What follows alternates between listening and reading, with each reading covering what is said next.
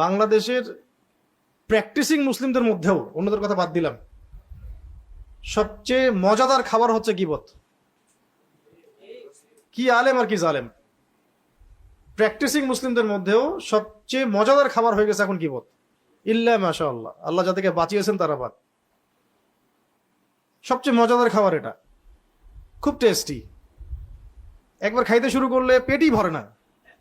হ্যাঁ, জানুক না জানুক, বুঝুক না বুঝুক, গীবতের সাথে অপবাদ, তহমত, ধারণা, কুধারণা, হয়তোবা এমন, হয়তোবা তেমন, আরে ওইটা তো এমন। মানে সে নিজেকে আল্লাহর জায়গায় নিয়ে জাজ করা শুরু করতেছে। পারলে বলেই দেয় যে আরে ওটা তো জাহান্নামী। ওটা বলতে পারে না খালি। তো এইগুলো দিয়ে ভাই দিনের ওই কাঙ্ক্ষিত বিজয়টা হবে না। ইব্রাহিম আলাইহিস সালামের মতো আমাদেরকে আগে এইভাবে কওমকে প্রশ্ন করা শিখতে হবে যে মাযা তা'বুদুন, কিসের ইবাদত করতেছো তোমরা, এগুলা কি করতেছো তোমরা। মানে এটা একটা কথা, তোমরা করতেছোটা কি।